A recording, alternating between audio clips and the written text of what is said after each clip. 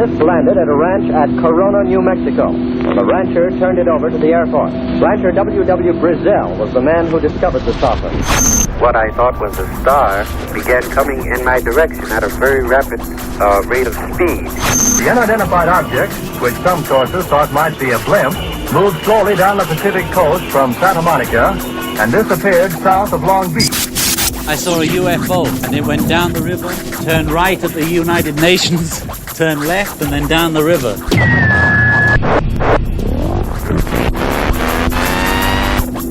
UFO classified. UFO classified. No more plausible deniability. Fact, fiction, or the truth. You decide. And now, the new voice of the high desert, the hostess of UFO Classified, Erica Lukes. Good afternoon, good evening, my friends. I am Erica Lukes. Always happy to be here on a beautiful Friday evening. Get into the chat room and see Northern UFOs. See Doug Down Under, all of my friends, Susan.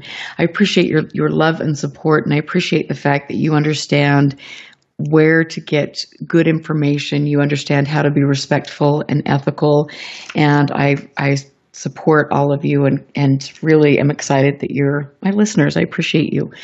It has been an exciting week for me, as always. I've had a couple things happen that I want to share with you. First being I had a couple incidents last week where a person in a Comcast uniform came into my business and proceeded to say that he had received a message that one of my cords wasn't screwed in on my modem. And he had detected a weak signal, and so he needed access to my modem, which of course raised a lot of suspicion with me and the person that was there at the time. I let him see the modem, I wanted to see where he was going with this. He took a wrench out of his pocket, turned it one revolution and said, "Okay, I'm done here."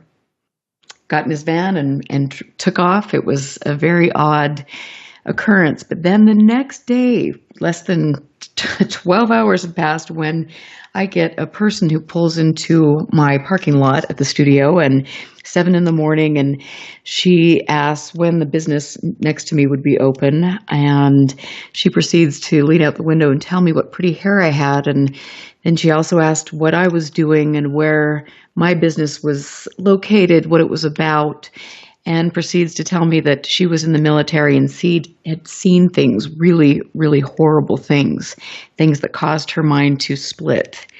She then said, "Oh, there's a bluebird behind you," which I thought was odd. So I turned around for a moment, no bluebird. And then she said, "I was in the military. I was trained to see things. You have really pretty hair."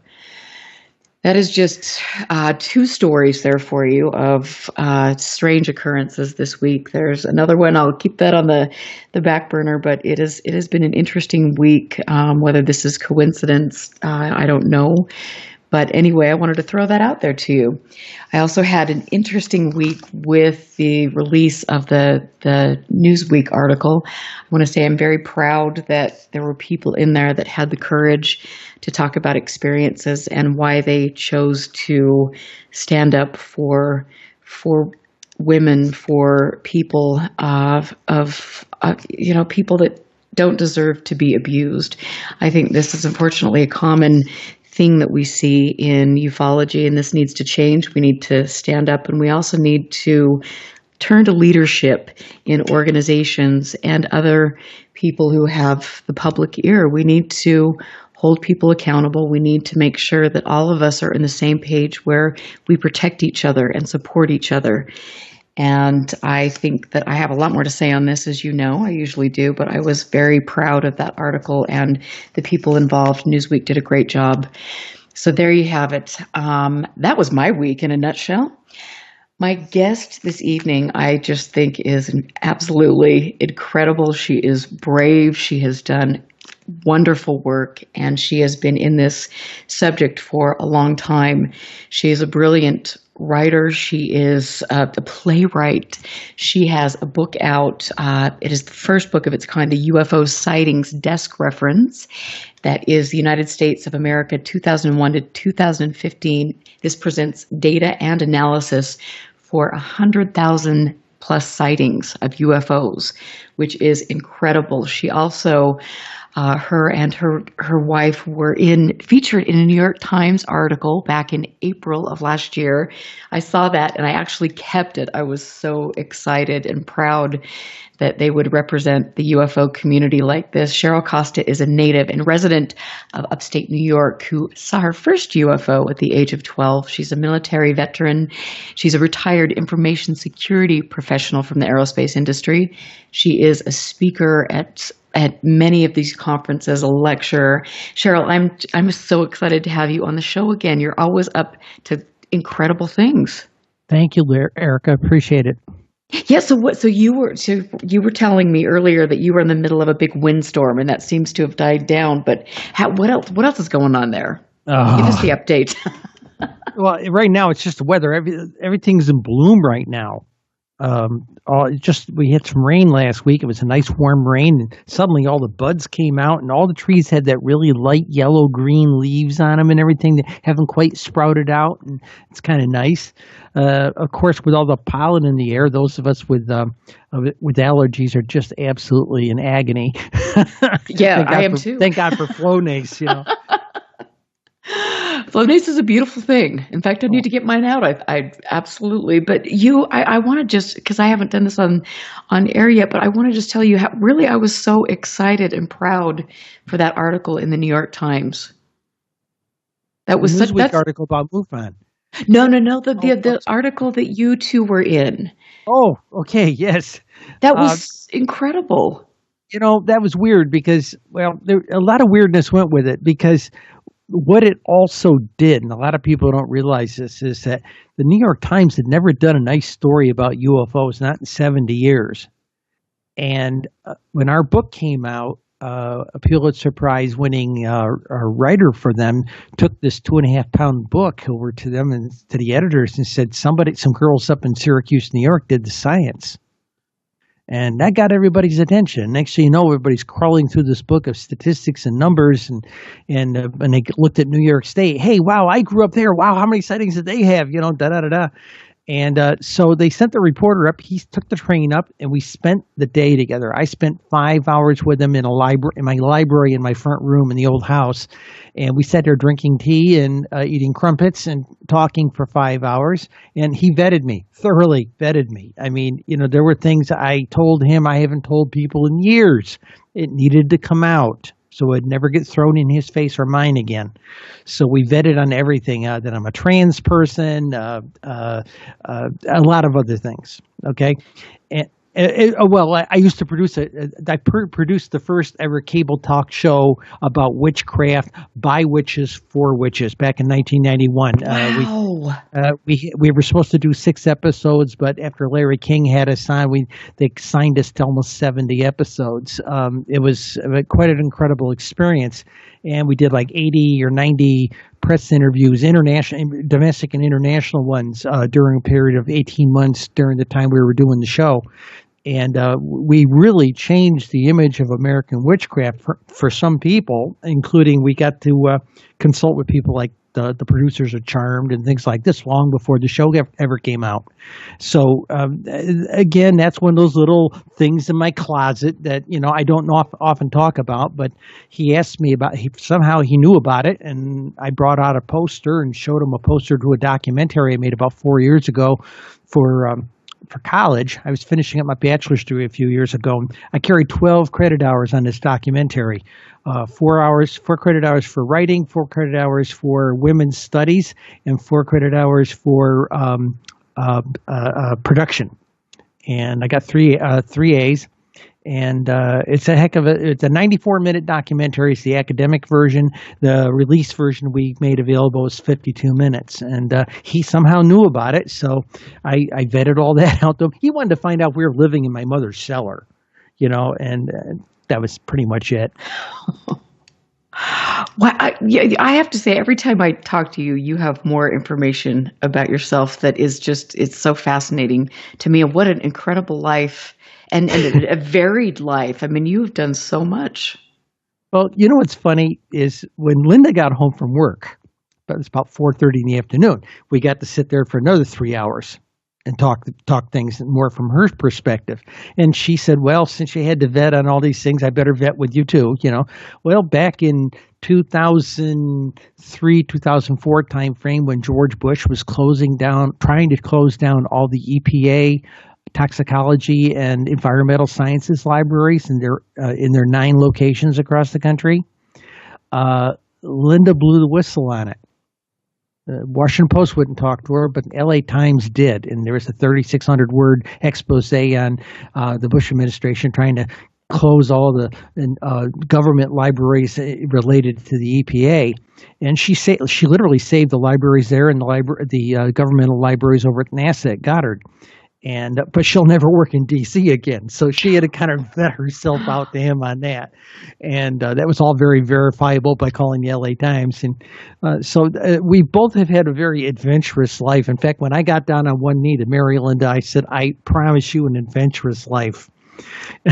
I love it. Well, and both of you are, I love it because you both have convictions and you both want to do the right thing.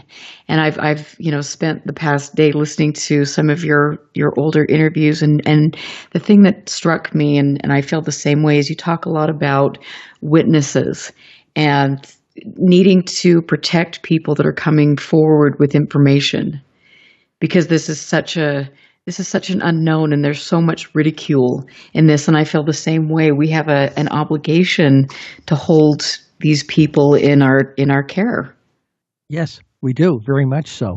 In fact, that was when I first started writing my column, New York Skies, for the Syracuse New Times back in 2013. It's going to be 5 years in July. 5 years of weekly articles about UFOs, and people didn't think I could write more than about 12 weeks worth of them without running out of material. I love proving people wrong.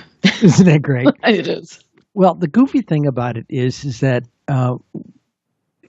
newspapers, I come from an entertainment writing degree. Okay, entertainment writing and production is my degree. So I'm not a classic journalist in that sense, but I hold those values important.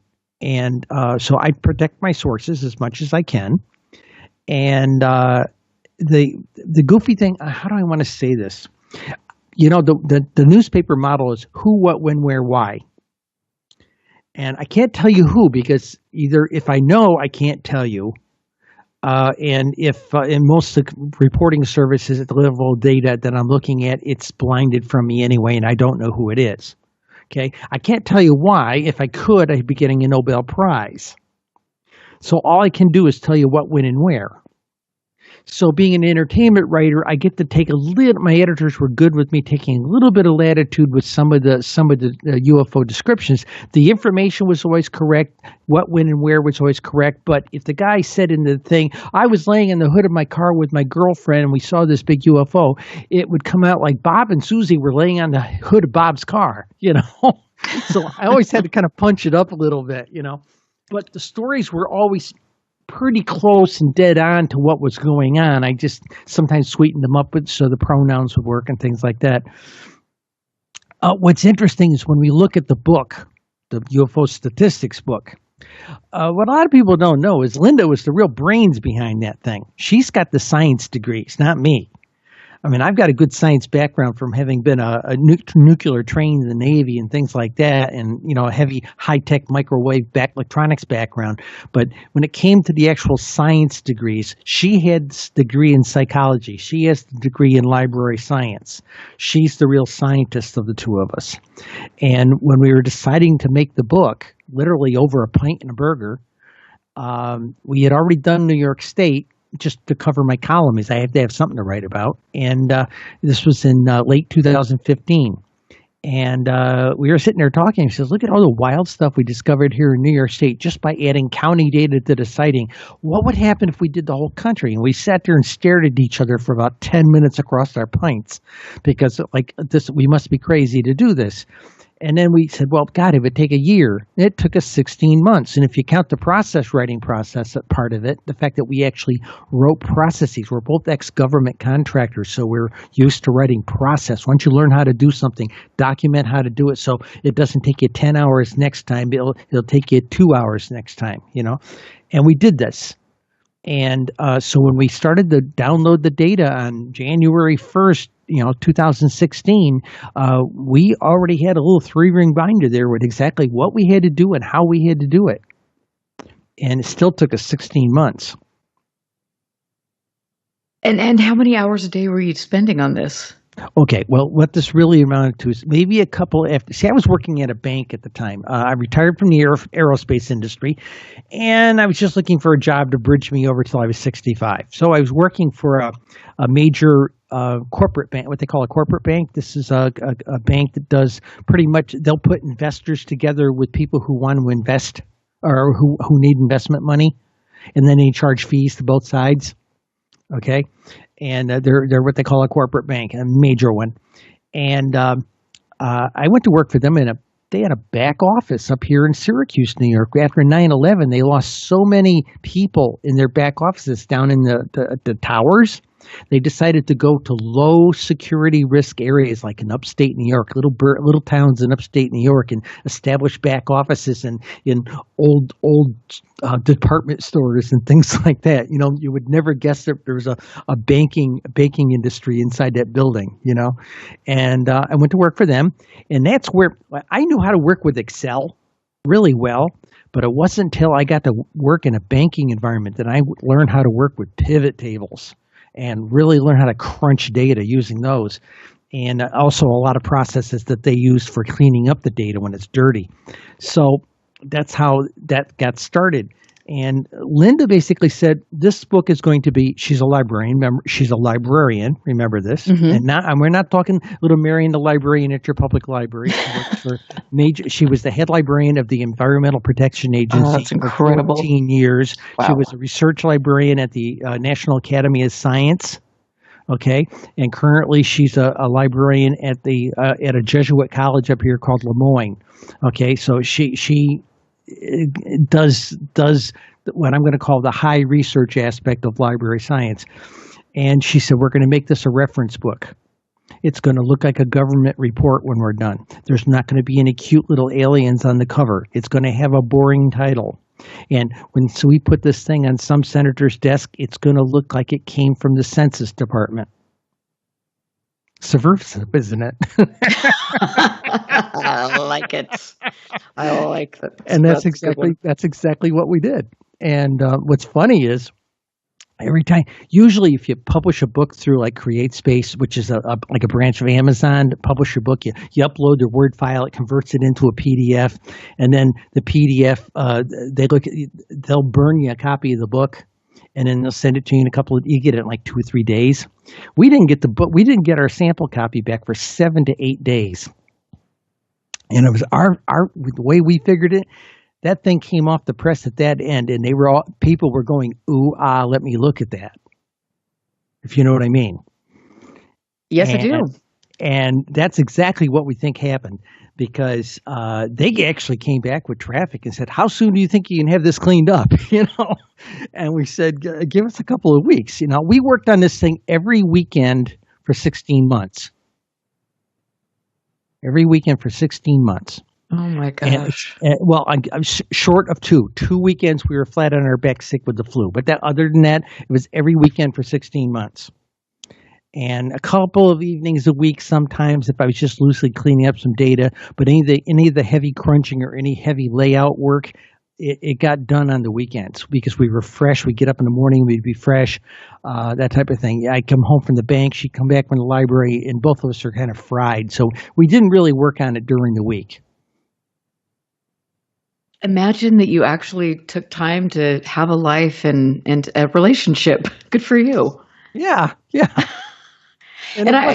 Yeah, go ahead. Well, it isn't like some researchers who basically go down in the hole and work on this stuff, and the rest of the family's left, out there wondering what they're up to.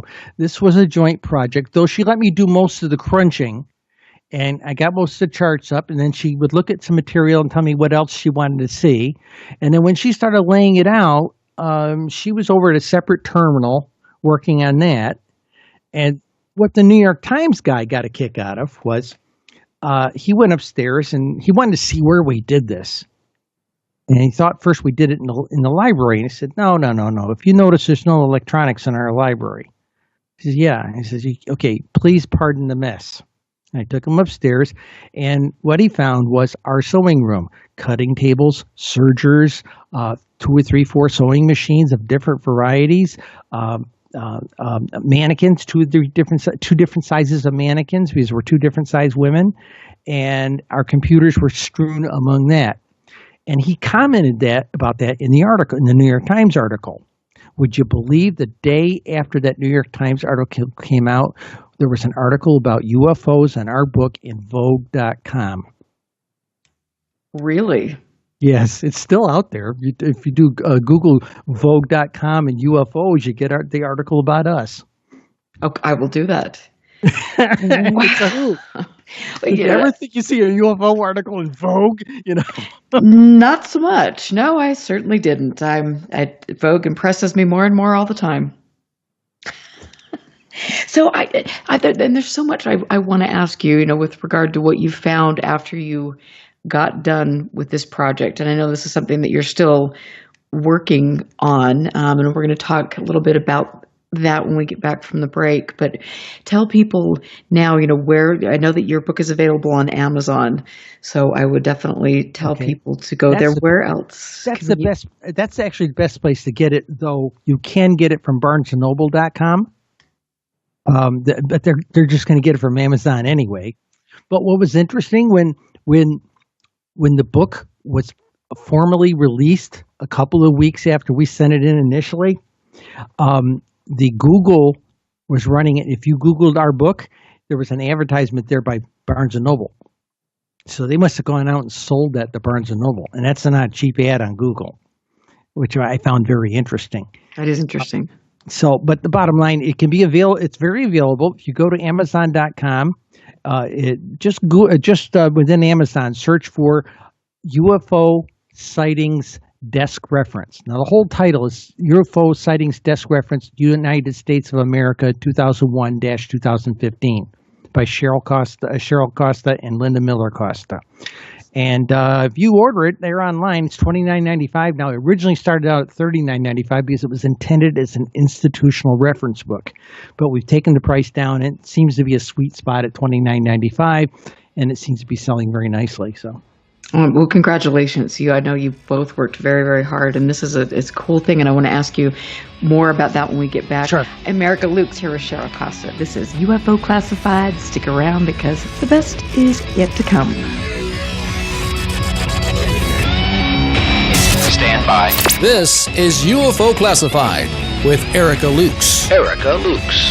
The phone lines are open now at 702-425-9230. That's 702-425-9230. Worldwide callers use Skype name KCOR Radio. More UFO Classified with Erica Lukes on the KCOR Digital Radio Network. After this. All systems go! Tuesdays midday just got a bit more interesting on the KCOR Digital Radio Network as Cheryl Costa returns to the celestial airwaves with Cosmic Questions. I know. I'm pretty excited about it. Your 1-hour dose of informative as well as entertaining talk radio. Live every Tuesday at 11 a.m. Pacific, 2 p.m. Eastern. We're opening the doors of the unknown just for you. Oh, that's crazy. Cosmic Questions, hosted by Cheryl Costa, challenges you to expand your reality of the universe. Join Cheryl Costa as she brings her unique sense of humor and charm to the KCOR Digital Radio Network. It's just good, clean fun. Every Tuesday, 11 a.m. Pacific, 2 p.m. Eastern. Cosmic Questions. Finally, the doors of the unknown are opening. Will you be there? I'm telling you, she is a real ball buster.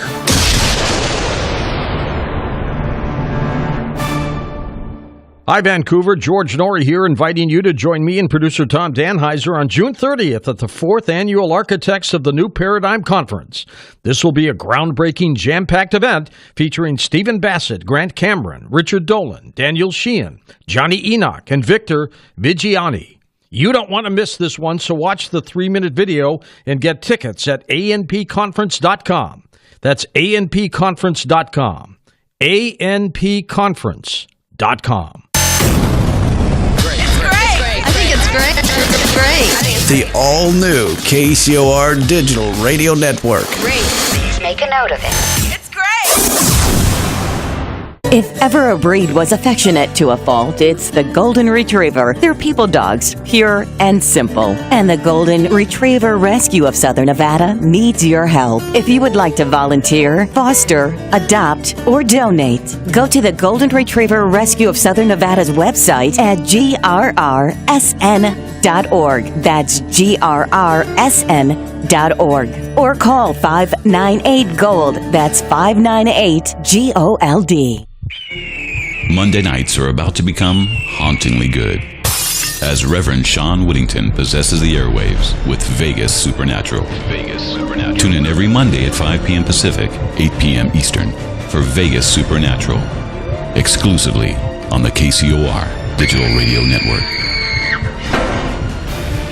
There's a war raging between good and evil. The question is, which side are you fighting on? Tune in Monday nights as Reverend Sean Whittington sets the new standard for paranormal radio with some of the most influential personalities in the world today. Vegas Supernatural, hosted by Reverend Sean Whittington, every Monday night at 5 p.m. Pacific, 8 p.m. Eastern, exclusively on the KCOR Digital Radio Network. The one show even the devil doesn't want you to hear.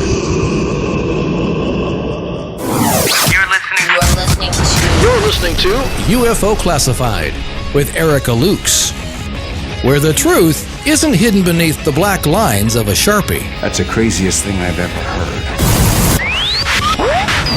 To be on with Erica, call 702-425-9230. That's 702-425-9230. Worldwide callers use Skype name KCOR Radio. Radio contact. Share your thoughts on the show on Twitter by using hashtag KCOR. Or head over to the live chats at KCORradio.com. The audience goes nuts. And now, your host of UFO Classified. Are you ready? Erica Lukes. Welcome back, and I am always happy to be here. I want to just give a shout out to my friend who actually came to Salt Lake, and I got to take him on a whirlwind tour. We went up to the Avenue Cemetery to see a very unusual gravestone that is marked, she died from the beast, or, it was so crazy. And then it has 666 on it. This is the Salt Lake Cemetery. There's a whole mythology around this story. We went to the Great Salt Lake, the Salt Lake Temple, Gilgit Garden. I was with my friend and radio show host, author Greg Bishop, who is one of my heroes. If you don't listen to Radio Mysterioso, you're really missing out, because he gets incredible guests that have a lot of merit and offer unique perspectives on all of this. So I just want to say, Greg, thanks for coming to Salt Lake, and we definitely need to hang out a little bit more, because Utah is a really, really trippy place. Beautiful, but very trippy. I am back here with Cheryl Costa, who is an author, a playwright. She is incredible, and we were talking a little bit about, before we went to break, about her article featuring her wife and their wonderful desk reference, the book that they have just spent 16 months writing. I've been posting links to that, but Cheryl, I'm stunned. I really am, at all the cool things you've done in your life, and I'm coming back there, and I'm gonna pound a pint with you and have a hamburger, because you guys sound like a lot of fun. Yeah. And we got a couple of good Irish pubs here to do it, Okay, that's it. I'm on the next plane. I need to get out of Salt Lake anyway, but when you got done with all of this and doing this book and crunching the data, what were some of the biggest things that you noticed? the first thing we noticed off the bat was, what the top states were. Okay. And then we did a little calculation with it, and we realized that the top 10 states represented 52% of the sightings for the entire country. And that's telling in itself. Another thing we realized when we laid the numbers out, we decided to use census maps since it would be consistent with government type publications.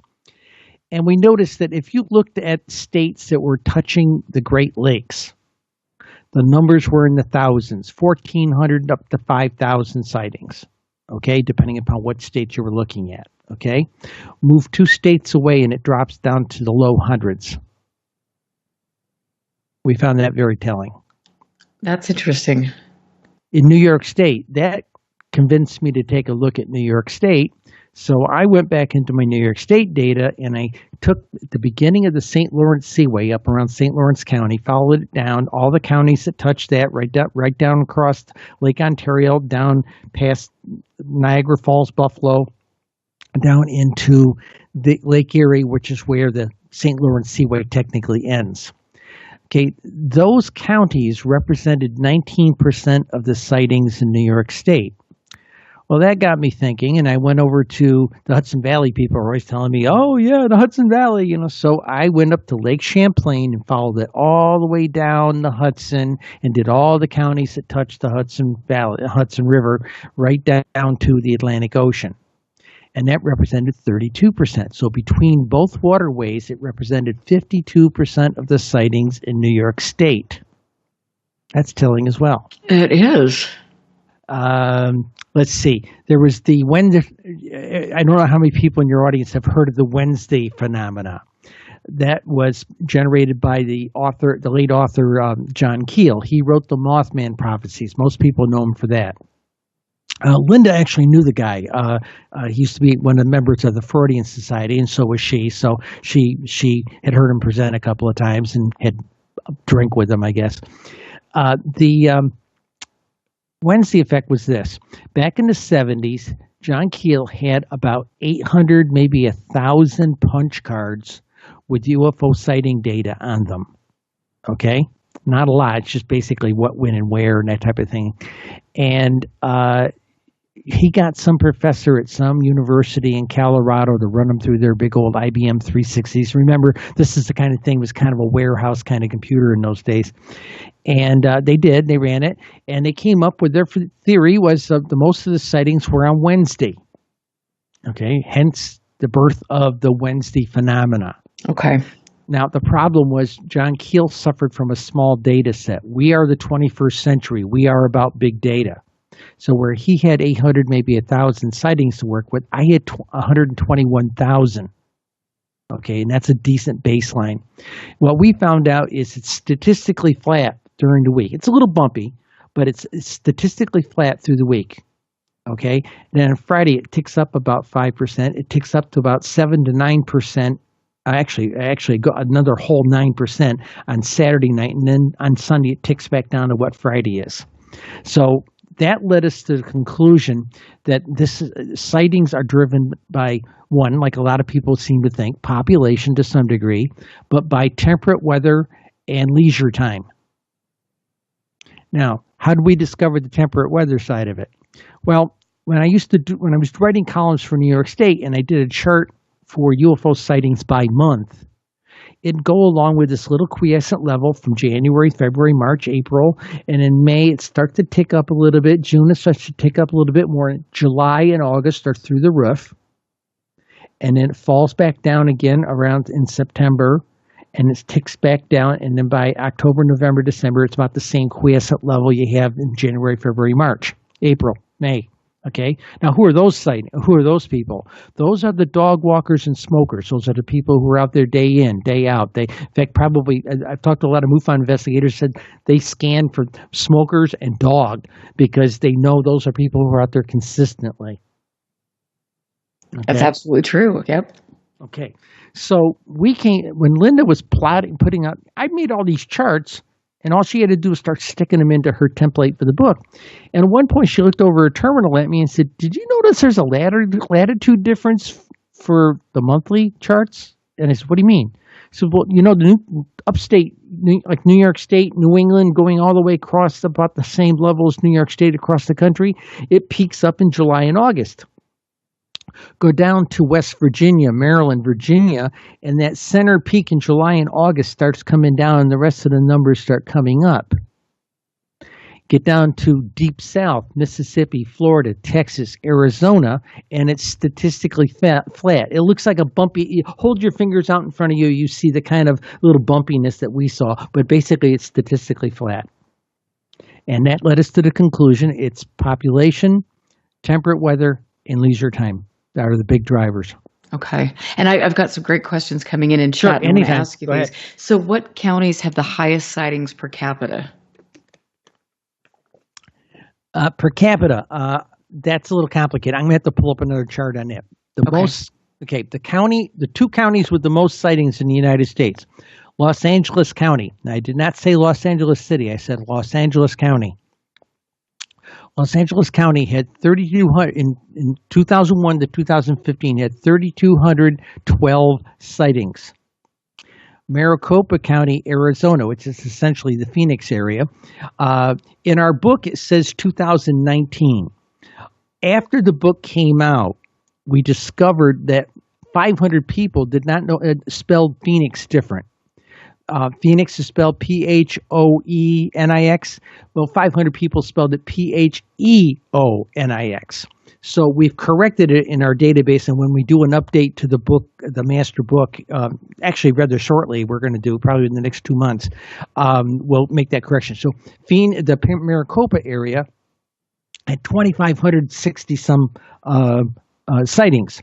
Now, Maricopa, Phoenix, has more sightings than 36 individual states. Los Angeles County has more sightings than 40 individual states. And of course, the sightings for California were 15,836. Now, a lot of people say, "Oh, the first knee-jerk reaction you hear by everybody, like on Facebook, oh yeah, but that's all about the population. They got 40 million people." And when I brought some new numbers out recently for 2016, 2017, added into all that, again, everybody knee-jerked on California's number one because of the population. So I did an experiment with a friend of mine. We took states on the East Coast were between the same lines of latitude and added up their populations and their square mileage footage and all that kind of stuff. So it had basically the same amount of land mass and the same amount of roughly, actually the East Coast had more population. And the goofy thing was this rack of about 9 or 10 states on the East Coast had 52 million people versus 40 million people, and they actually had less sightings than California did. Okay, so population isn't the straight driver. There was another chart we did in the book. Let's go back to the county thing. Okay, the goofy thing about counties. People ask about the counties that had all these sightings, like Los Angeles County and Maricopa County. And why? Well, we think there's a cultural thing. Because remember out in Los Angeles area, they've been having sightings of these UFO things since the 1880s, before we had manned flight. Bright, shiny things, bright lights flying up and down the canyons, things like that. There's lots of stories about that out there in their old press. So then in 1942, in February, they had the Battle of L.A., okay, so there's this cultural thing. Grandpa saw this thing back during World War II type of thing, So maybe if we keep watching the sky, we'll see something too. Go to Phoenix. They had the Phoenix Lights 20 years ago. Again, there's this like intergenerational thing of saying, well, maybe if we keep watching the sky, we'll see something too. So just the fact that they watch the sky and there's plenty up there to see, they report more. Okay, that's what we think is going on. Hope that answers the question. Absolutely. That's really interesting. One thing let me qualify one last thing. Yes. Something I discovered while doing my column over the last 5 years. I've been invited to a lot of backyard barbecues type of thing. You know, walk up the driveway with my security guy to make sure it's not a lynch party. And I get there and they'll throw a burger and a beer in my hand, and they'll want to introduce me to Uncle Ralph, who saw Foo Fighters in the war, or Aunt Susie or something like that. Okay. Well, what we figured out after about 5 or 6 of these situations and various phone calls we've had over the last 5 years, families are handing these UFO stories down like family heirlooms. They're family heirlooms these days. And isn't that incredible? I have to tell you that I had a client who just really worked on her father, who is in his 80s, who had some really interesting sightings here in Utah over Utah Lake, and then also in New Mexico. And I mean, he wrote all of these things down for me. And it's so cool to see the family members excited about this and wanting to preserve that history. I had one story where, first thing, did you guys have any other questions there in the chat room or something like that? Let's deal with that first. Yeah, they do. And actually, is the data broken down by the years? Yeah, actually, I can break it down by year if they're interested in that. Let's do it by the numbers I've got from the book, because the book is what is available in print, even though I do have the 2016 numbers by year. Okay, now this is a goofy thing. This is called an artifact of reporting. If you were to look at the chart right now, down around 2001 through about 2006, the numbers are about 3,500 to about 6,000 sightings. We have come to figure out there is an average of about 10,000 sightings a year between both databases. But people were still getting broadband in the early 2000s. In fact, if you go back before 2001, go to 2000 and back to 1999, and then just before that, in 1998, the numbers are like in the dirt. Okay? Before about 1995, the numbers are in the dirt. And they only started coming up as people started having access to broadband and therefore access to these databases and making it easy to report. Okay? And they actually did pretty good with it back in the 80s with CompuServe, the Original America Online, things like that.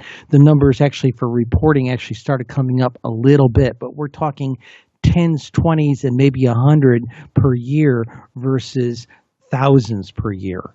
Okay? So the numbers were in the 3,500 range to about 6,000 range between 2001 and 2007. 2008, they jumped up to in the 8,000 to 9,000 range. In 2011, it jumped up to 10,000. 2012, 13, 14, we're sitting near 14, 12,000, 13,000. And then in 2015, it started coming down below 12,000. It was about 11,800. And that's based on our book. And then what we discovered in 2016 and 2017 is that we're in a major drop-off. It's like I was joking with somebody day before yesterday. There's a great line from Men in Black, the first Men in Black movie. It's like everybody's the exodus is continue. I think the line is the exodus is continue. The last one to leave gets stuck with the check. That's what it looks like. Looks like everybody's bailing out right now. Writing the 2017 national numbers.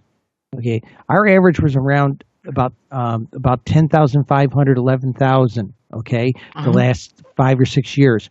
The numbers now in 2016 it fell down to 10,000.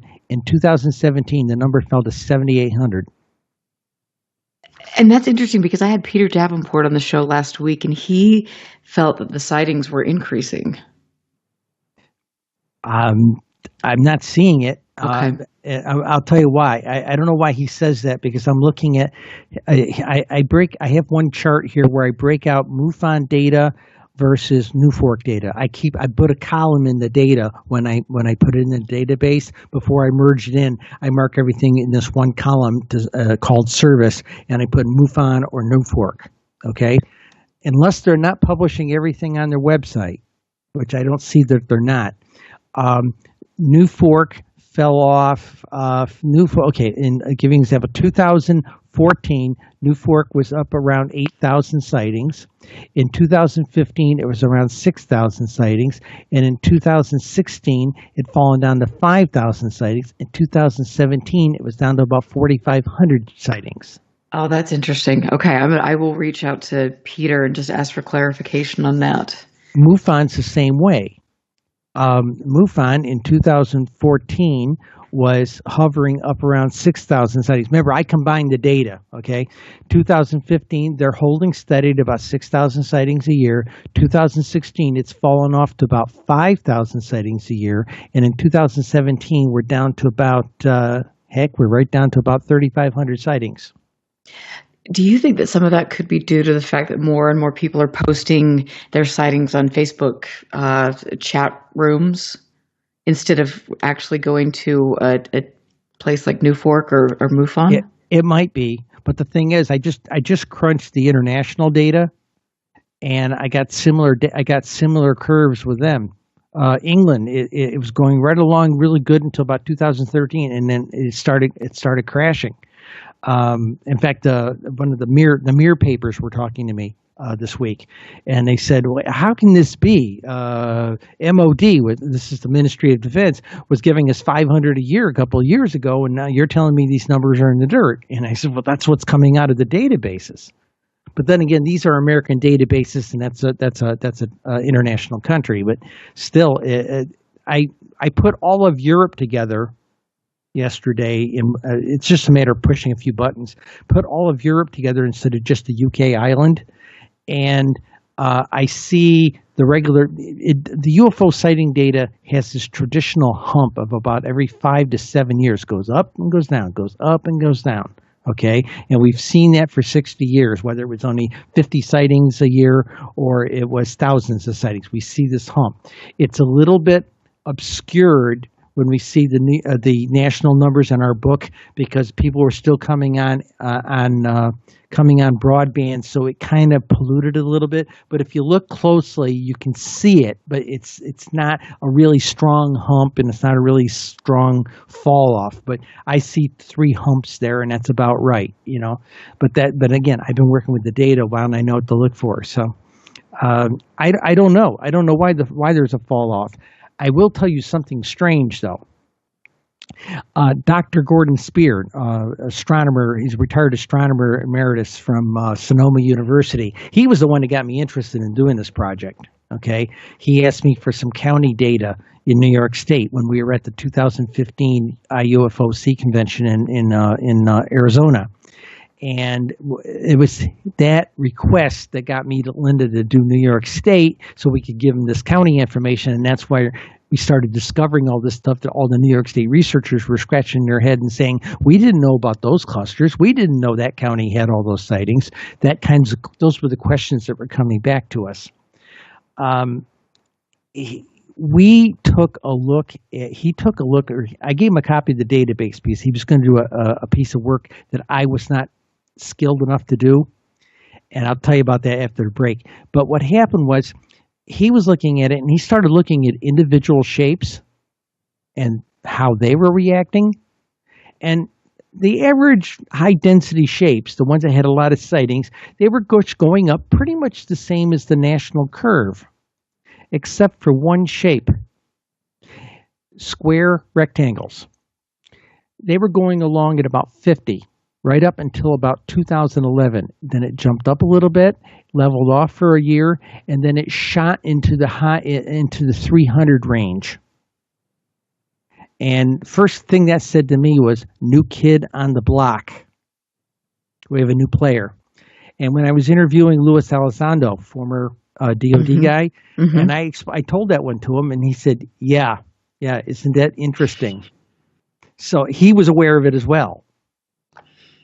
And I've got to ask you more about that because, of course, he's the man that everybody wants to interview now. Yeah, I interviewed him back in February. It was kind of an interesting experience. Oh, we're going to have to talk about that because for me, just listening to some of his interviews and especially some of his choice of wording it makes me question things. I never like the word threat. I guess that's something that the military uses, threat. Well, But I established that with him when I got into the interview. I told him, look, I'm ex-military, 2 services, used to be a threat modeler. I understand what you're talking about. Okay. But what we did differently was I was at the IUFOC and I saw their interview with Lewis. Okay. Or Lewis, they prefer to be called. And he asked all the questions I was going to ask because I already had this interview set up. So I said, well, we can't ask those questions. And of course, Linda, the librarian, says, I will write you a set of questions. And of course, she took the approach of, and we're going to break, but she took the approach of, girls do this thing called pillow talk. We ask like little obtuse questions around the sides to get the real answer. And she wrote me a set of questions. I didn't get a single, I can't tell you because of my security oath, but the answers were telling. Oh, bravo. Okay, we've got to hear more about this. Linda sounds like a pretty cool you lady got to to me. have her on. You really do. Oh, I would love to, and we've talked about that, and I would absolutely love to. But what an interesting interview, and I want to ask you about To the Stars Academy and just some of the posturing that we're seeing currently. I have some concerns about that, and so it'd be interesting to get your take. But I want to just thank again everybody in chat. I want to thank Greg Bishop, who I know is listening, and David Cook, Amy Collins. Amy's got a great question I want to ask you as well. Lib, Northern UFOs, Susan, all of you mean the world to me. I am here. I'm happy to be here with Cheryl Costa, who is an amazing author. You can look at her work, writer. She writes for Syracuse New Times. I'll be posting links. And then you can also get her amazing book on Amazon, which is the UFO Sightings Desk Reference, United States of America, 2001 to 2015. I am Erica Lukes. Stick around. We will be back after this break.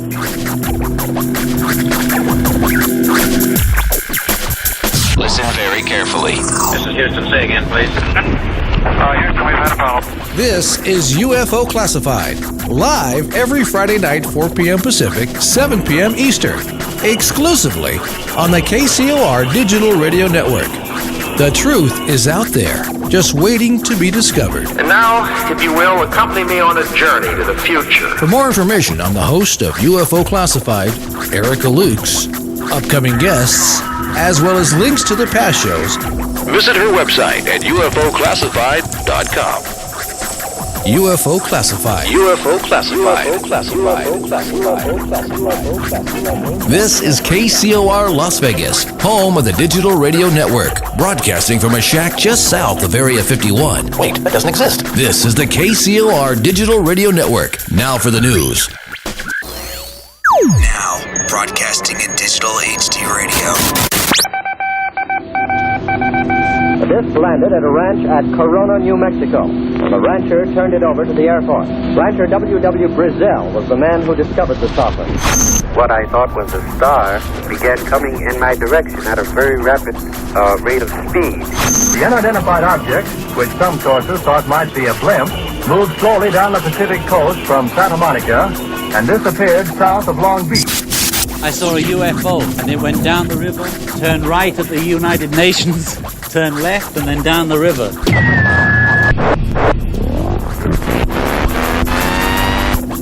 UFO Classified. UFO Classified. No more plausible deniability. Fact, fiction, or the truth. You decide. And now, the new voice of the high desert, the hostess of UFO Classified, Erica Lukes. Welcome back to the second half of UFO Classified. You can find me at ufoclassified.com. Go to Facebook. I try to respond to messages, but I get so many messages, so please forgive me if I can't respond to all of you.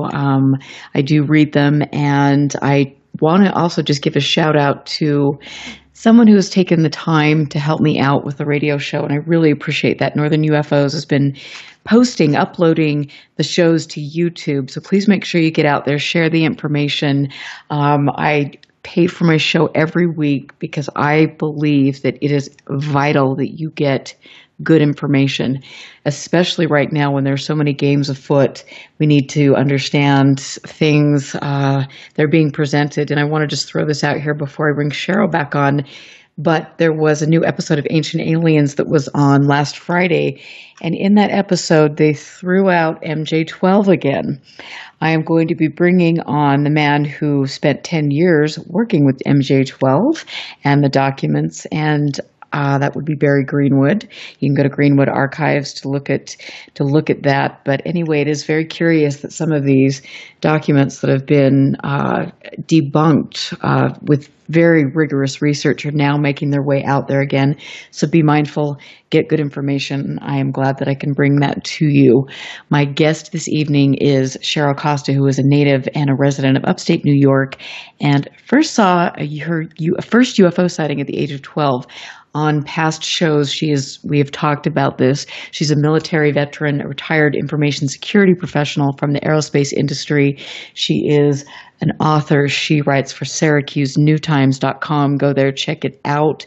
And she and her partner, her wife, just completed and put out there the first book of its kind, the UFO Sightings Desk Reference, United States of America, 2001 to 2015. So Cheryl, welcome back. We've got lots of places I want to go. I'm very excited tonight, but we want to finish up some questions. Libertas wants to know, were there any sightings over the Capitol? Actually, we did all 50 states and the District of Columbia. Okay, and the District of Columbia ranked absolutely rock bottom. It was only about in 15 years, only about 174 reported sightings. Now, what you have to remember, I lived in D.C. for almost 30 years. The light pollution with all the monuments is absolutely horrid. Okay, about the only thing you can see in the night sky is the moon. That's about it. Even on a clear night, it's really tough. Maybe you'll see Sirius. Okay, but the light pollution is so very bad. But remember, I said the sightings are about leisure time. Where most people have leisure time? Bedroom communities. And in D.C., the bedroom communities are in Northern Virginia, out in the Maryland suburbs, and out into Delaware. Okay, and there we saw the significant sightings. But the city of D.C. itself, no. And when you consider the fact that it's the seat of the government and everything, the amount of defensive posture they have there, I doubt very seriously anybody really. Although they kind of made fools of us back in 1952, flying in formation over the Capitol. So, who knows? But no, D.C. had literally very, very small amount, about 175, something like that. Okay, interesting. Thank you very much for answering that. I also want to just ask you, was a principal component analysis performed on the keyword attributes in the report descriptions? I don't know what he's talking about. Okay. Principal components analysis performed on the keyword attributes. Okay, well, we'll get clarification. The thing you got to understand, what's in the databases is what, when, and where. That's about all there is. Okay. There's a description column, and that was the first thing we purged out of the data. I kept the what, when, and where, and what shape. Okay. That's all we kept. We were doing statistical analysis. Okay, perfect. Thank you so much. And then I want to go into, because this is, of course, the hot topic of the moment, but To the Stars Academy, and then Luis Elizondo, who you were mentioning before break that you had the opportunity to interview. Can we go down that road right now? A little bit. I can give you a rough idea because I don't have his answers in front of me because we did a transcript and my editor has it. But I can give you a ballpark idea what he said. In fact, I can give you an idea of what the questions were, how we ask our questions. Wonderful. We asked them very differently. By the way, real quickly, you asked about the counties. And during the break, I brought them up. Los Angeles County, number 1. Maricopa County, Arizona, number 2. Orange County, California, number 3. Cook County, Illinois, number 4. San Diego is number 5. King County in Washington is number 6. Clark County in Nevada is number 7. And I don't know what state this other one is, but that gives you a ballpark idea. And a little later, if you want, I can give you the top cities in the country. But right now, that's the best I can do. Now, let me bring up Alessandro's questions. Thank you. And like I was saying, this is really interesting, and I know that he will be doing more interviews, and he's actually speaking in Brazil, from what I understand, so that will be interesting, but I'm glad that you had the opportunity to speak with him. Okay, let me give you a flavor or something. First thing I said, welcome to retirement. And you got to remember, when I had him on the phone, I had his public relations representative listening in on the call. Okay? Alessandro said, it doesn't feel like it yet, but I think it's going to sink in sooner or later. Okay, I asked him, how many cases did you manage on a weekly to daily basis?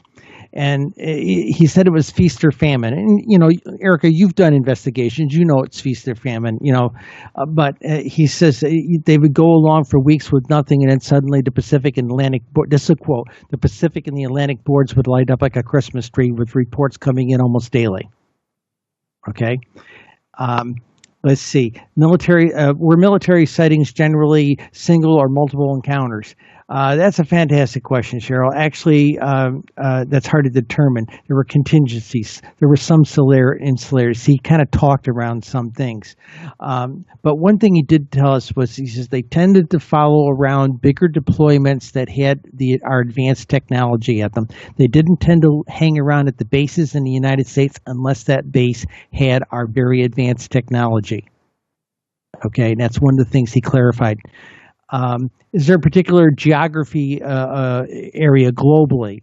And he says it's where the Nimitz is, where the nuclear propulsion ships, nuclear weapon systems. These were the principal areas where they saw lots of sightings. Did any particular place or installation stand out? And he said mostly the fleet groups. Okay, our military fleet groups. Were the encounters reported both UFOs and USOs? And he said that the UFO you can see in the sky. USOs, not as many reports because they're not easily seen, and it's not like submarines can see them. They could only hit them with sonar, and submarines don't generally run around with their active sonar on. Okay, I used to be a submariner. They don't do that. We asked if there was a criteria for closing a case, and there was, and he wouldn't tell me what it was, but they had criteria. We asked them if they ever looked at the National UFO Reporting Center and MUFON, and they said, well, yes and no. Officially, no, because of Article 10, basically the Posse Comitatus regulations. They weren't allowed to use look at domestic stuff. Okay, theoretically, they weren't allowed to look at domestic issues. Okay, you can't use military forces for police actions inside the United States. So that would be under Posse Comitatus. But he said privately they did check the MUFON stuff and the NUFORC stuff sometimes to get a perspective, especially when they were seeing a lot of activity in some particular place. So did they do that? Did you get the impression that they did that in conjunction with NUFORC and MUFON, or they were just looking from the outside in? I think they were looking from the outside in. Okay. Because under Posse Comitatus regulations, they really technically couldn't go there and ask them. Not legally. Okay, so that's just the way it is. So the public databases, they sometimes took a sneak peek at them just to get a perspective of something. Particularly, I think if they were probably tracking something, if it went back over to continental United States, I suspect that they might have checked the civilian records as well, if you know what I'm saying. I told them about my book, the statistics book, and I had always made the comment on radio after the book came out. It's the best statistical analysis of UFOs that's ever been done in a, quote, non-classified environment. I said it just that way. I said, did you guys have a similar classified database? And instead of getting the answer, I can't tell you because of my security oath, I got a simple yes. Okay, so we know they do have a database. I asked him what the most frustrating part of his job was, and he said, he says, and anybody who's worked out there in business understands that you try to get something up to the big boss where changes can happen, and you never seem to be able to get the message up to the big boss through middle level management, if you know what I mean. And you try to get up to middle level management, it either gets squashed or it gets filtered and made pretty before it gets to the boss, and the ugliness is gone. The boss doesn't like bad news, kind of thing. And his problem was the military. The military, and this is telling. This is important to understand, and your audience should listen carefully to this. The military middle management was not passing up data that him and his team and assessments that him and his team were making up to guys like the Secretary of Defense. Previous guy was Gates, and the current guy is former General Mattis. And Elizondo couldn't get the information up through middle-level management to the Secretary of Defense. And now that's sort of a violation of the Constitution, because the military is supposed to be civilian run. Okay, and if the civilian leadership has not been shared information about a defense problem because of some filtering, the king has no clothes kind of thing going on inside the military establishment, the Pentagon, then we have a big problem. Because then this information is not getting communicated back to the executive branch, which is the president and the West Wing staff, and it's certainly not getting communicated back to the oversight committees of the Congress, which is something Steve Bassett's been complaining about for years. So yeah, we do have a problem in that regard. Is that they've got a king has no clothes attitude over at the Pentagon. It's really interesting because we get such contradictory information. I mean, I've heard that Trump has been specifically briefed on all of this. I suspect he has, because if you were reading Newsweek, there was a magazine up here last week or so that said that there was another article about his Space Force idea. Okay. And he was giving some reasons why, and he said, well, yeah, we got, protect our satellites, military satellites, and some of our other commercial assets up there. We have to protect them from the Russians or the Chinese. And then he made a comment, and other things was part of the statement. So I dare say I think he's been briefed. And what's interesting is, considering how much he watches Fox and Friends, considering all the hoo-ha we had with the December 16th, 2017 press. I mean, the Washington Post is carrying it. The New York Times broke the story with Politico. All this stuff was going on. It was the hot button for 5 to 7 days worth of the news cycle. And there was dead silence from His Excellency, the tweet. Or President Bone Spurs, if you ask me. But, Good one. I like it. It's interesting. I don't know. I mean, and I think give us a little bit more about what happened with Elizondo, and what I have to ask you, where can we find this interview? It isn't published yet. Okay. Because we took such a different approach to the questions, everybody else has been interviewing, has been asking them the same questions. Right. So we've been my editor and I have been sitting on this because we ask a completely different slug of questions here. And they've got the transcript now over the editorial offices. We're thinking about publishing the whole thing. See, the thing is, Elizondo's awfully wordy. You can't get a short answer out of him. So when you interview him, kind of heads up to that.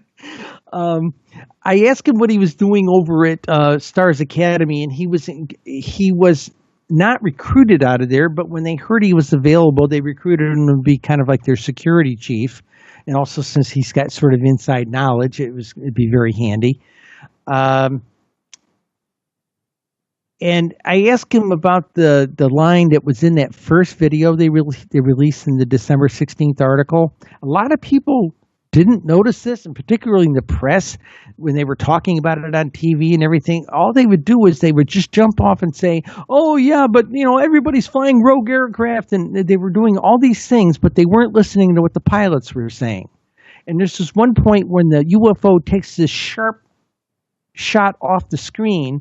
The guy said, wow, did you see that? Look at it, it's over there. Oh my God, there's a whole fleet of them. Nobody talked to that. And I went after at least two media reporters. And I said, when that guy was on your show and you guys were showing that video and this pilot says there's a whole fleet of them, did that not get your attention that there's a clear and present danger here? And the current media, while they covered the story of UFOs, they're clueless. Because I watched Good Morning America staff talking back and forth, and they were talking about it like a bunch of sixth graders. Now there's a shocker. They sat there with deer in the headlights look, saying, well, I don't know if I really believe in them or not, Oh, God.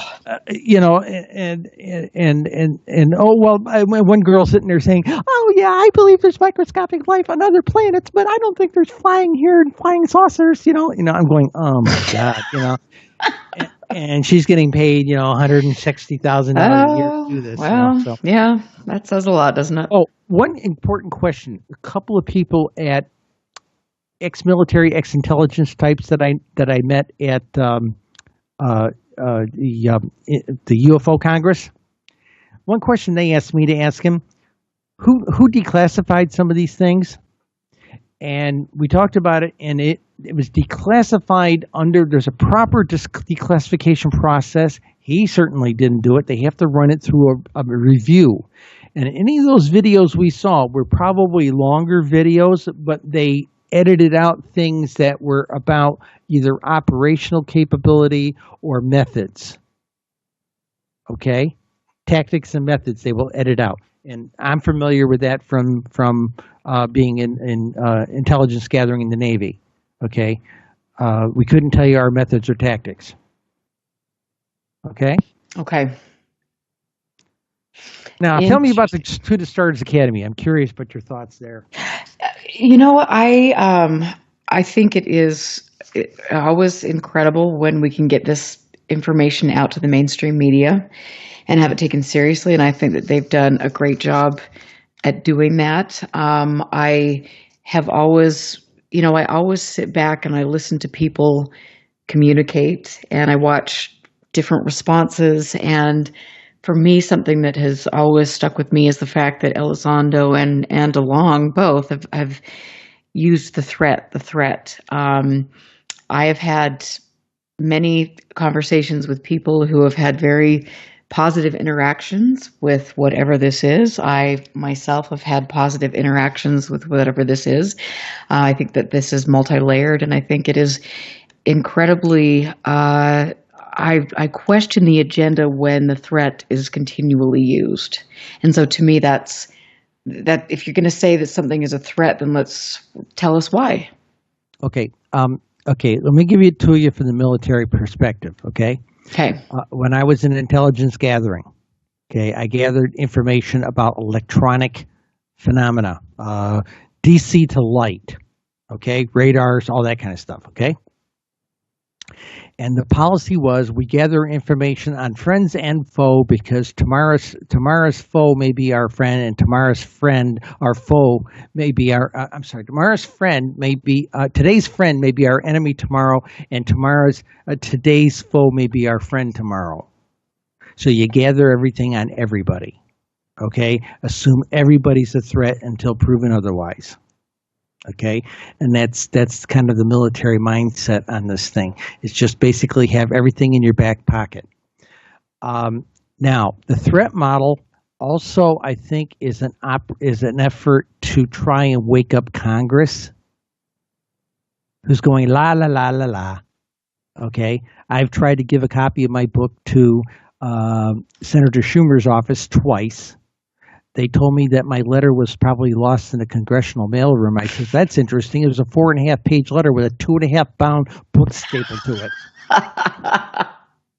Okay, Senator Gillibrand's office won't even take my phone calls.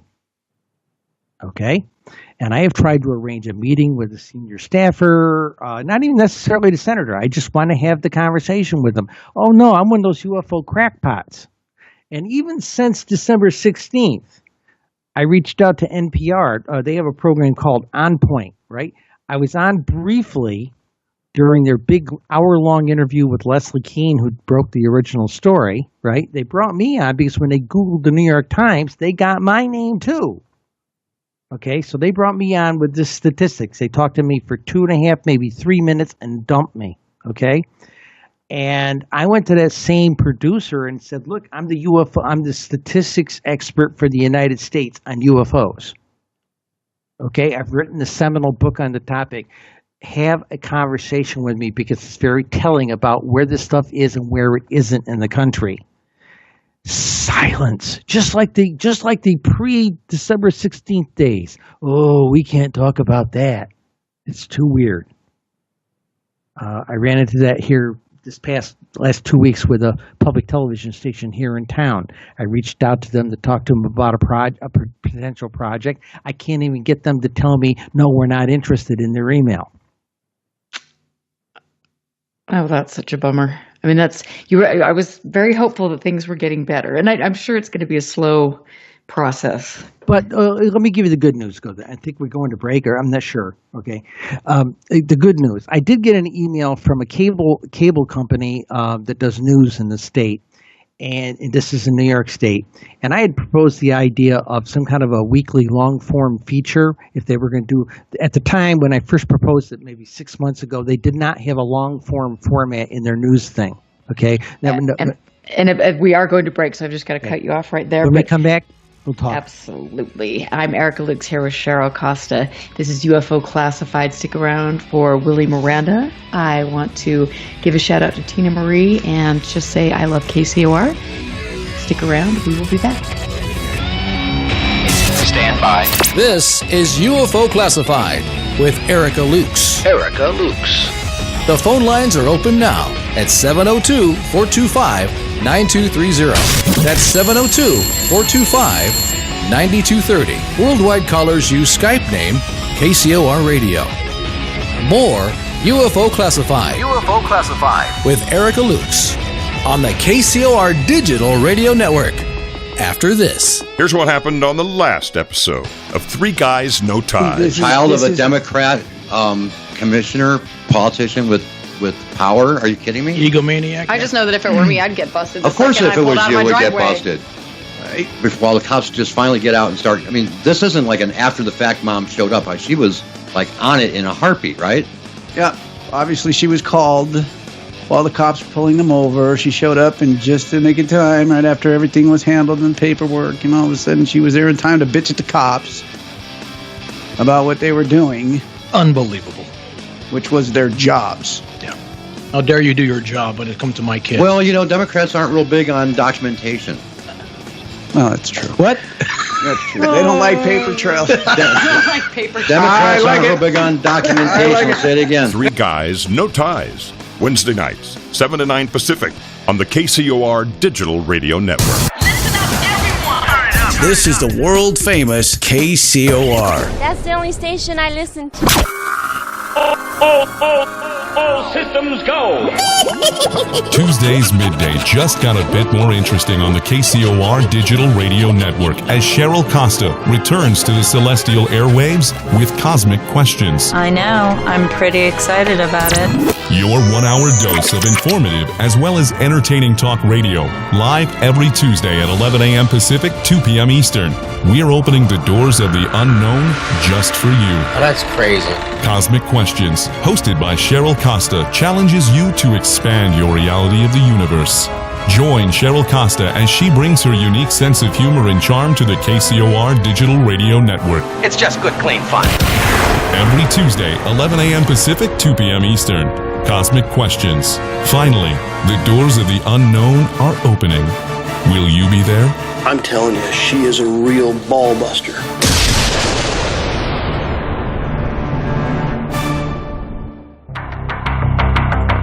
Friday night, 9 p.m. Pacific. Jump onto the Celestial Highway and travel at the speed of light. into hyperspace. Hyperspace. Hosted by Solaris Blue Raven.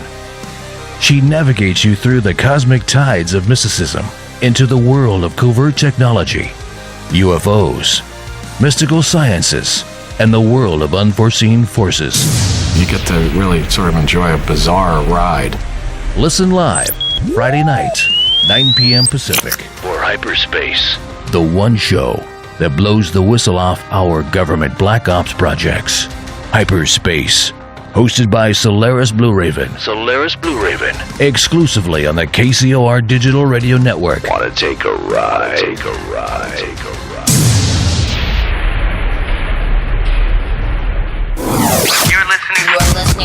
You're listening to UFO Classified with Erica Lukes, where the truth isn't hidden beneath the black lines of a Sharpie. That's the craziest thing I've ever heard. To be on with Erica, call 702-425-9230. That's 702-425-9230. Worldwide callers use Skype name KCOR Radio. Radio contact. Share your thoughts on the show on Twitter by using hashtag KCOR. Or head over to the live chats at KCORradio.com. The audience goes nuts. And now, your host of UFO Classified. Are you ready? Erica Lukes. Welcome back to the last portion of UFO Classified. It always makes me so sad to know that my time is short on a Friday night. But I want to just throw this out here. In 3 weeks, I will be speaking at the Utah UFO Fest, which will be very exciting. I hear that Jeremy Corbell will be there talking about his new movie on Skinwalker, and it will be a wonderful time. I was there last year, and it's a really great festival, and it's a pleasure for me to talk about sightings that I have studied and researched here in the state of Utah, because this is truly a unique place, and we need to understand the gravity of what has taken place here with regard to funds from the Pentagon, Skinwalker Ranch, Dugway Proving Ground, all of that good stuff. So anyway, if you're down in the Cedar City area, come check it out. The event is free. It will be a good time. I am here with Cheryl Costa, who is an amazing, just a fun to talk to. And I keep saying that I am coming back there, so you guys better prepare yourself. I'm here. Okay. That's good to know. I'll give you like 24 hours warning, and then I'll be there. But that would be so much fun just to hang out with you. Are you speaking anywhere coming up? Actually, next week I'm actually speaking up in Rochester, New York. There's a meetup group that's actually rather popular. They do a monthly meeting. They usually have a paranormal guest. They frequently have UFO folks there. In fact, when you go there, the guy who wrote AD, Dolan, Richard Dolan lives up there. Oh, tell Linda this is the guest. Oh, that'll be interesting. And I'm going up. I'm going to do my New York State talk, but I literally was tweaking the slides today to accommodate new numbers and do the counties in that general area. I always tweak it to the county I'm going to, and so we're looking forward to going there and taking a couple of cases of books with us, that kind of thing. Oh, that's going to be incredible. And let's talk about really quickly the fact that you are now on KCOR. And you've got a new show. This is so exciting for all of us. Cosmic Questions. It's on Tuesdays. Let's see, 2:00 Eastern time. I think it's like 11:00 Pacific time. We're only on for an hour, but we pack a lot into that hour. And I'm having some real colorful guests. In fact, something I'm doing I booked my guests already. I already booked out to like Thanksgiving. And about every 5 weeks, I'm going to have some type of witch on, or a metaphysical person. About every 5 to 6 weeks, I will have a UFO topic. Okay, and then I'm mixing other things in there. We've got cryptozoology, we got remote viewing, got a tarot specialist, got an astrologer, got a lot of very interesting stuff, and not the people that have been probably booked with the other paranormal shows. See, and I think that is, and that's what I try to do too. I mean, I really enjoy bringing on guests that people have not heard of, or people have forgotten about, or guests that don't normally speak out. It's so much fun. So, congratulations on the show. Thank you. I'm having a lot of fun with it. I really am. Good. Well, I have, obviously I'm a fan of Tina's, so I think that's great, and it's nice to have some really strong, smart women. What I like network. about Tina is she's like me. She's old school radio. Yes, she is. And old school radio, you can see it in the production work they do here for your spots and commercials and joiners and things. That takes a lot of production and a lot of attention to production value, and she certainly kicks butt when it comes to that. She does, absolutely. I agree. Well, I'm thrilled to have you here. This was really a lot of fun, and I want to go back and just finish up about To the Stars Academy. I mean, what is your thought? What is your feeling on all of this? Well, okay. On one hand, I tried for 4 months since last November to get an interview with somebody. Okay. I was getting interviews. I tried to get an interview with Dr. Putoff. I'm one of his fans. I've been a fan of him for years, and couldn't get one. And the public relations agency was poo-pooing me, saying, "Well, they're all kind of playing it real close to their chest, And then the next thing I know, I said, "Well, can you get me Lou Elizondo?" Okay. No, like I said, they're all playing it close to his chest. And then the next day, I see he's going to be on Coast to Coast with George Norrie. And I went off on the public relations guy, and I went off on him real hard. And I said, "Look, I've been out here asking for 5 months, so you're only talking to the big boys. You're not talking to the smaller papers. I'll make sure I put that in my next column, and we'll get you an appointment with somebody." And he tried to get me one with Elizondo before the International UFO Congress. I thought the guy was going to be live there. And it turned out they were doing it by tape, so I couldn't do it till I came back. Actually, it worked out much better, actually. I was relaxed. I was back here. I had already seen the questions they asked him, so Linda and I were able to ask him a completely different set of questions. And I think we got to the bottom of some things. But like I said, I warn you, if you interview him in the near future, his answers will not be short. Okay. Well, you know what? And I have reached out too. I mean, I've reached out to Semivan. I mean, to all of them, and just been hit with a wall of silence, which I think are is you really, reaching out to them directly, or you're going through that PR agency? You know what? I'm reaching out to them directly.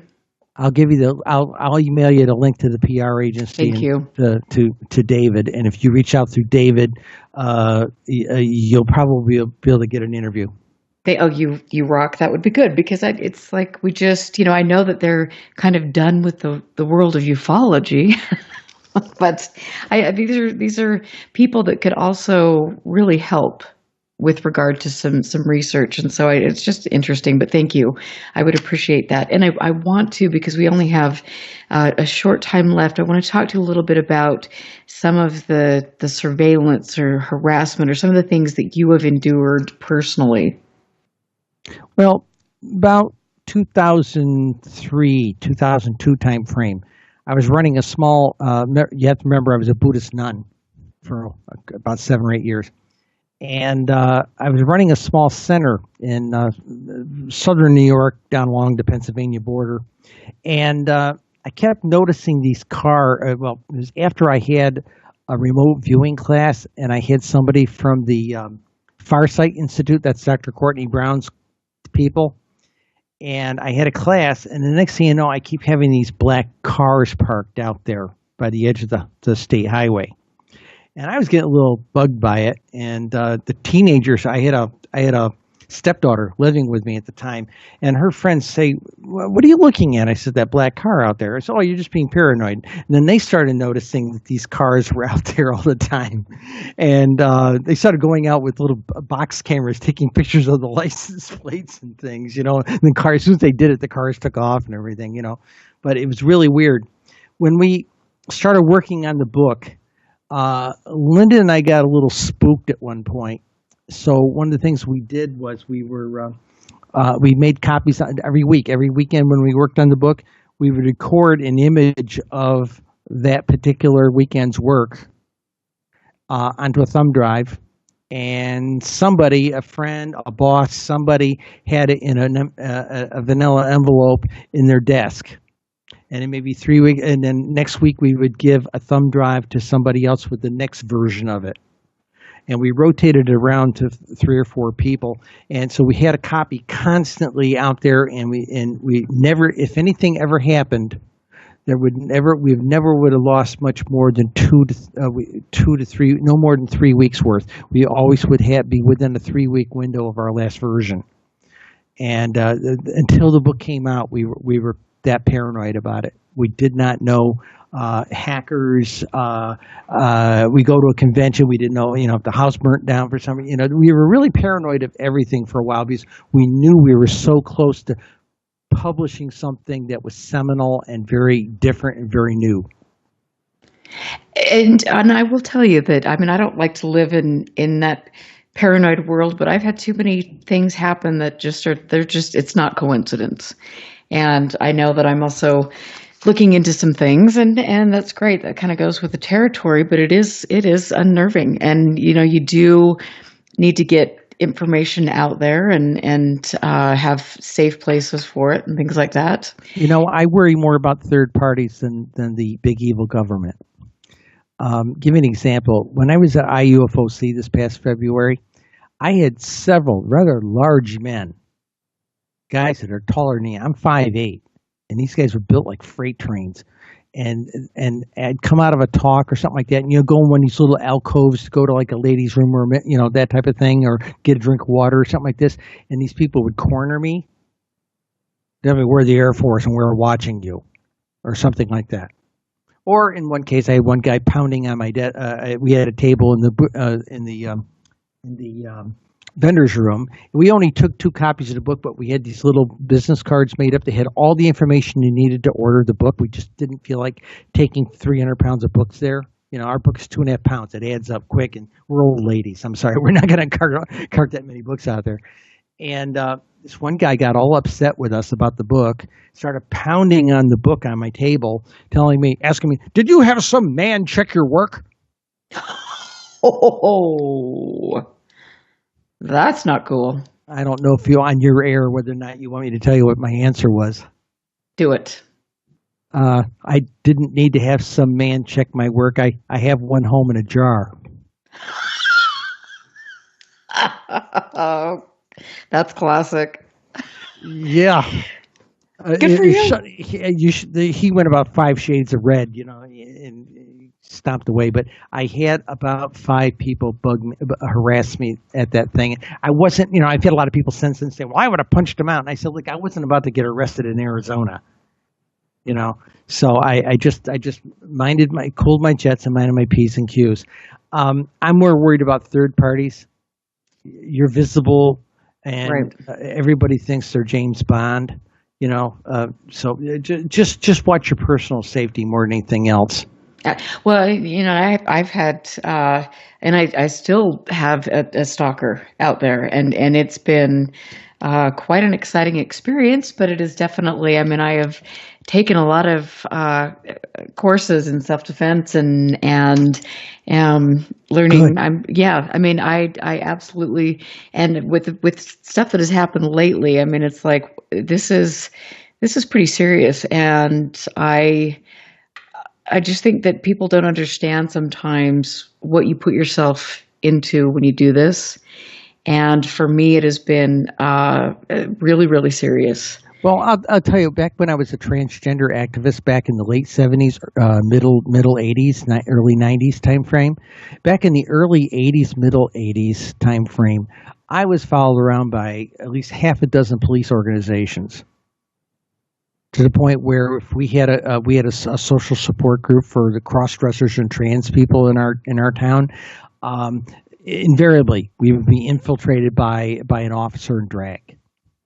Okay, and they found out we were harmless. In fact, when I was getting one of my security clearances interviewed, security clearances get examined every 5 years.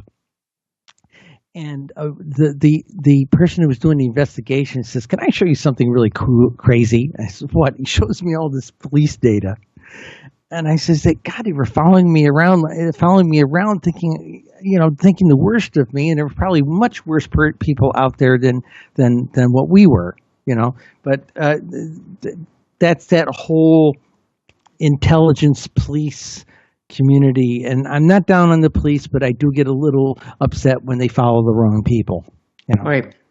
Well, yeah, and I don't want to go all David Wilcox on everybody, because he's got his armed security guards and yada yada yada. I mean, I think there's a bit it could be a little bit overly dramatic, but then there's again, we're women.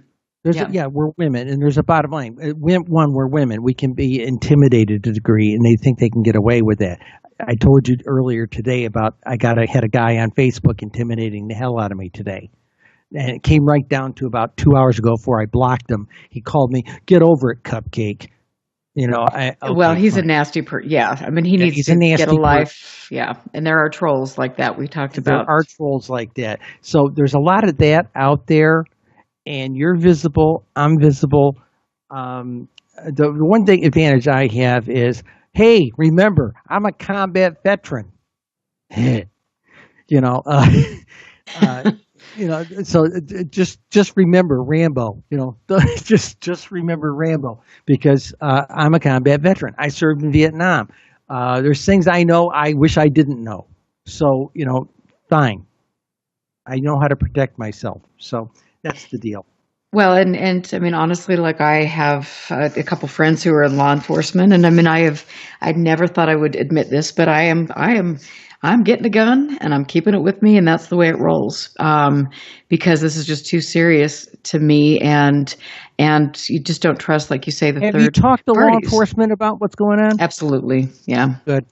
Absolutely. They're all aware, and I'm pretty luckily for me, I mean, a lot of these events and things have been documented by other people and witnessed by other people, so it's a good thing. The But stupid thing about it is UFOs are so silly and so stupid, and they're nonsensical, and there's no such thing. How come we're being clocked?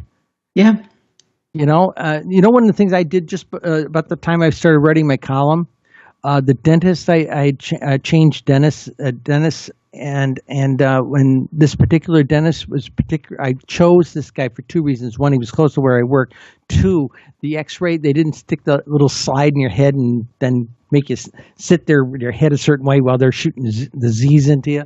I went to a dentist. They had one of those holographic things where they wrap it around, quite literally do a 360-degree shot of your mouth.